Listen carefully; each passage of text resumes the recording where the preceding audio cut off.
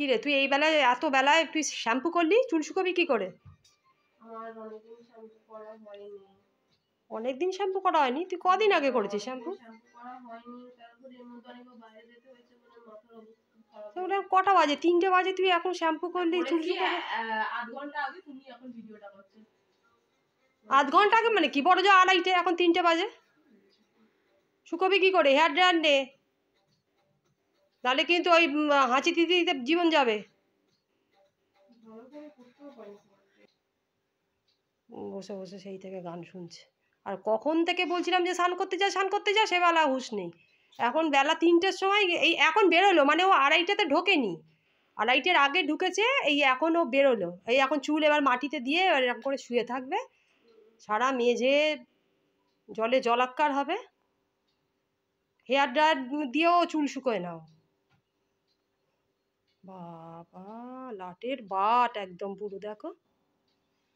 ঠিক আছে, আমি এখন হ্যাঁ ব্যস্ত আছি, তাই তো? হ্যাঁ আমি একটু জুরাসিক ওয়ার্ল্ড দেখব। হ্যাঁ। আর এখন কি, কালকে কলেজের লাস্ট ডে হয়ে গেল, এখন বাবু বিন্দাস আছেন একদম, তাই তো? কত ডিফিকাল্ট জানো?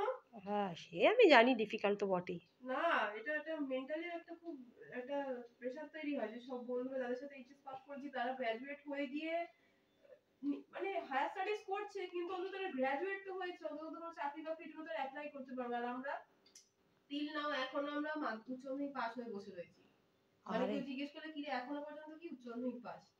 এখনো নভেম্বর অবধি অপেক্ষা করতে হবে যে হ্যাঁ আমি এবার এলএলবি গ্র্যাজুয়েট করার জন্য। আরে 5টা বছর, একটা ভালো কিছু অ্যাচিভ করতে হলে ধৈর্য ধরতে হয়, তাই তো? তাহলে 5টা বছরের কোর্স।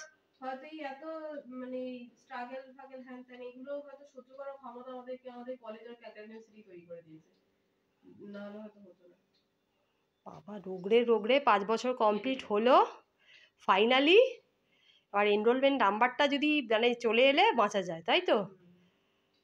সম্ভবত কি নভেম্বর ডিসেম্বরে আসবে নাকি? ডিসেম্বরের মধ্যে এনরোলমেন্ট নাম্বারটা চলে এলে তখন অ্যাডভোকেট মৌ ঘোষ, ঠিক আছে?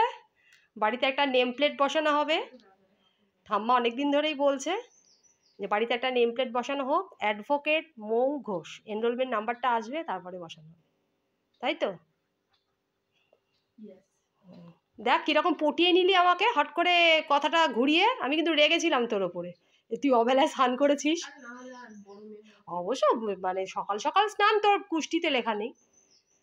ও মানে যবে থেকে চুল বড় হয়েছে তবে থেকে বেলাতেই স্নান করতে যায়। নাহলে কথাগুলো শোনা যায় না রে, তোর ওই আদিকালের বাবরের আমলের পাখা। সে সাবস্ক্রাইব না করলেও তোর ক্ষমতা হবে রে, তোর বর সরকারি চাকরি করে।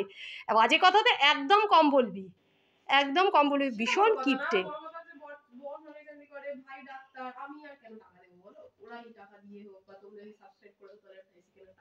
যত সব বাজে কথা, বাজে কথা, একদমই বাজে কথা।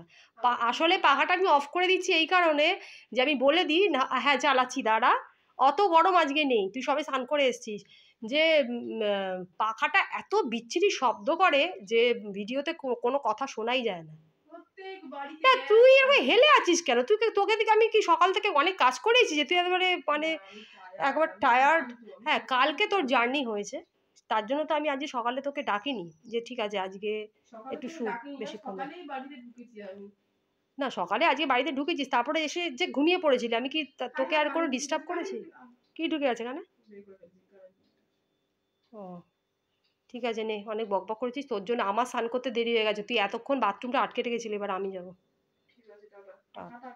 হ্যাঁ চালাচ্ছি চালাচ্ছি, তুই ভাত বাড়, আমি আসছি, একটা কাজ তো অন্তত কর। মুখের ওপর রিজেক্ট করে দিল আমাকে, বাজে।